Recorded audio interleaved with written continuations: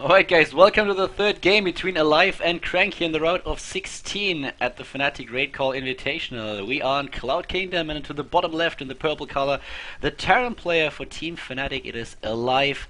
He was just able to tie the series on Daybreak. His opponent, starting to the top right, is once again the Slayers player Crank Protoss, starting in pink. Kinda grey too. Huh? It's kinda grey. Yeah. Okay, let's not start. Yeah, you're kind of right. Never It's mind. some grayish pink. Never mind. So pylon next to it. He always does that. By Okay, the way- now I know. When I play the Slayer Smurf and I see a guy making his pylon right next to his Nexus, I know he's Crank. Okay, so Todd learning a lot here, and guys, in case that you did not realize who's casting with me, it is a Todd Fnatic player who was organizing this tournament, putting a lot of time and effort into getting all these players into the lineup. And yeah, when you say thanks to Slog and thanks to Sella, Todd, thank you very much for the tournament. Great job. And I Thank know you, that Kaldor, for casting it. okay, now we sound like Oh, douches. you knew I would say that. I actually didn't, but now we'll sound like douchebags, like everyone complimenting the other person. Okay. Well, let's stop it and focus a little bit on StarCraft 2.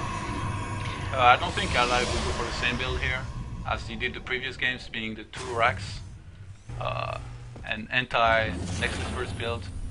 He didn't make any gas yet. I think he will go for the standard gasless expansion. Then again, this SCV is moving out, heading towards Crank space.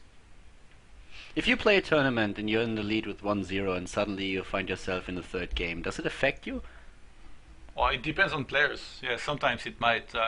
Like if I'm winning the second game and then somehow I throw it away, then I will be kind of destroyed mentally sometimes. But then again, you know, this is an invitational. Crank wasn't even supposed to play it. Just got in last minute. Maybe he has some pressure on himself. I don't know. Yeah, we have the expansion now, 1 barracks into expand for aLive, so he's going for a straight up build without any gas so far.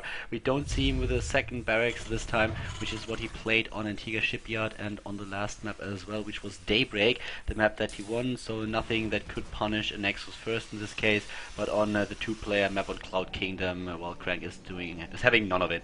He's once again going for 1 barracks and tries to, 1 gateway and tries to get expand, but this time, very nice, going for the engineering bay block. How much does this annoy you when you face So a much. Terran? I'm on insta tilt when I see that. Especially if I have 1 stalker out and he's gonna take about 2 minutes 30 to kill this. Look at it. He does like it almost heals the building when it shoots on it. He is Seriously, building. like, okay, click on the building. Let's see the HP. Look at this. Look how many hits he needs to kill that. And like, you know that the Terran command center is almost completed right now. So the only thing you can do is like make more probes. You're like, man. And it's not like Zerg, you know, you can't make any Nexus like somewhere else. It would be pretty bad. Like it would be so hard to defend. So yeah, this pretty much tells me you got to answer. How do you deal with it? Do you send out a probe earlier in order to block the spot, or try to at least attack the SCV, or what do you do? Yeah, quite possibly. I'm not sure if he Chrono boosted his Stalker, but usually you should always Chrono boost your first Stalker, in my opinion. But even now, like, I mean, in my opinion, is behind, but not that far behind either. Like, what he can do right now is Chrono boost a lot of probes and catch up. And then when he transfer probes, then he will have his economy, like, will kind of catch up slowly. 2 additional barracks, will probably see the robotics very soon as well, getting the second gas exactly for this. We have the sentry that Todd already mentioned on Antigua as well, in order to get some energy on the first sentry, and poking out, and we don't see a bunker for aLive, only 1 stalker here. Yeah, the thing is, he put his marines at this ramp over there, so if any units come through here, like he's gonna be able to crush it, and if it comes through the right, it takes like pretty long time to reach it. Now he can just do like he's doing now, just kind of attack it. So he's gonna kill that stalker actually, which is kind of a big deal, because Crank right now is not gonna have any scout on the map. Like he only made a sentry behind the stalker. He's gonna have this probe, but I mean against marines, it doesn't do too good. Yeah, probes don't survive all that long against Marines usually, especially when the Marines have the Xel'Naga Watchtower, know exactly what happens. Here's the robotic spade that we were talking about, definitely something you need. So you see right now, aLive, he knows that Crank is kind of blind, so he's gonna send 2 marines to the right Xel'Naga tower, try to kind of clear it. And actually, yeah, it's in range, that probe, like it's kind of too far out. He's trying to surprise the opponent. Yeah, okay, see? He's trying to lure him out, which is kind of working. And he's going to surprise his opponent with like a pack of Marines into his probes. And possibly kills between like 5 and 10 probes, maybe even more. While and taking a third base at that. Exactly. And now Crank is aware of it. We'll see oh my god, attacks the rocks by accident, A movement, and he's getting into the base. Wow, taking down one of the stalkers immediately. But aLive is trapped right now with good micro. Crank should be able to clear this up, but the stalker is walking to an edge. aLive was really smart. Now he's gonna lure all the army into the main and go for the expansion probes. Can we have a look at the expansion probe? Yeah, look at this. It's crystal for the Marines. Well, actually, it could have done better, but...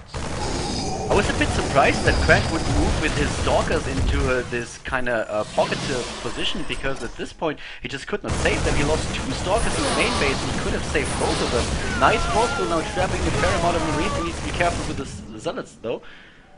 But yeah, life is doing well. For you. Huh? That's a Korean Terran for you. When you think, oh, a pack of Marines I can kill freely, and you look into your expansion and there's like 10 more Marines sniping all your foes. How often does this happen to you? Every day. Every day. Daily routine. Oh, you should take down the sentries definitely. Killing the Zealots is a huge mistake here. Yeah, actually Crank is not that far behind on the worker counts. Yeah, he's doing pretty well. He has 42 against 36. He could have done better. He could have saved the stalkers in the main base, but aLive on the other hand, do you think he should have focused the sentries here? Yeah, he should have focused the sentries, and the focus on the probes at the expansion wasn't the best either, but I guess he was macroing. But in my opinion, like if he had killed more in the main, like he shouldn't chase the stalkers, I think, in the main. He should just go for the probes. Because even if the opponent moves his probes, he loses mining time. Killing 2 stalkers, like, is not gonna affect the game in the long run, you know, unless you're trying to kill the opponent right now, which wasn't the case now. Anyway, aLive right now on 49 walkers to 41.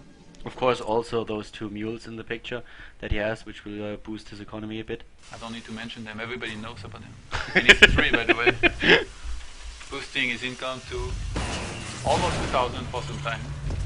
To 1,100 for 4 photos. Blizzard, if you're watching. Stim pack being researched, as well as +1 attack for those Marines. Making a lot of Marauders right now. I think he's on 3 tech labs. Yeah, 3 tech labs, 1 reactor. So very standard here. And gonna be getting medivacs. And once again able to sneak in a few of this Marines, but this time the sentries are... Actually, he didn't have any proxy pylons, so that's why he made it here, but he's moving forward right now, Crank. Oh, but aLive is already on 3 bunkers. So he's expecting some kind of all-in, but he knows his opponent was behind, so that's really good. Kill some probes. Kill some probes. What is he doing? He's just dancing around. Look at this, he's like Benny Hill. He's like chasing it. He just shifted like a whole bunch of... Oh, look at the attack. We have there is something in the main? Oh, that's an ops, right? Yeah. Up there, yeah. There was. And here we go, the force fields immediately trying to block the repair, and he's doing a good job of that. 2 immortals in the back, taking down the bunkers immediately. But on the other hand, we have a ton of units here for aLive. The overall supply count, he is ahead, and he is able to repel this attack, at least for now. And Crank with the really nice timing here, once again, before Stimpack finished and before medivacs were out, except now Stimpack just finished and medivacs are out. His big problem is that he didn't have that many Zealots to tank. He should have gone for the kill now. Now there's medivacs out, there's Stimpack. +1 is about to finish. Is gonna put every SCV as on his expansion and just fight it and crush it. Look at those sentries, they don't have that much energy either. They can make 1 wall of force field and that's it. And there's no Guardian Shield this time. He doesn't have Guardian Shield.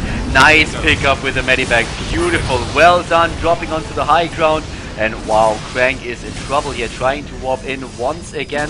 The SCV count 48 to 44. Here comes the attack once more, and he can use Stim if need be, and this is exactly what he does. Repels the attack, and most of the sentries are already gone. Snipes another one from the high ground. Beautiful position here for aLive. Crank down to 90 supply. Yeah, and aLive right now in a great position. He should not make any mistake. Like, one small mistake will cost him the game. If he moves forward, gets force fielded, and loses a lot of units, would be a bad point. He needs to camp. He needs to wait for Crank to force field him. Oh, he's gonna attack, I think. Yeah, he's moving out now. I think he realizes those sentries don't have that much energy and can only get 1 wall force field. Still he's trapped behind the force fields. There were enough for Crank after all, and aLive dropped in supply right now. I think you're perfectly right. He might have overreached a little bit with this. But another round of warp-ins here for Crank with an 81 supply against 80 now. The army supply at this point is 59 to 33 though. No more Grudge Shield pretty soon. Yeah, he doesn't have any more energy for any more Grudge Shield, or the Immortal, not so Immortal after all. Yeah, they both die, and the next warp ends. It's not enough. aLive takes it with 2-1, advances to the round of 8 at the FnaticRaidCall Invitational. Defeats Crank with 2-1 on the last match.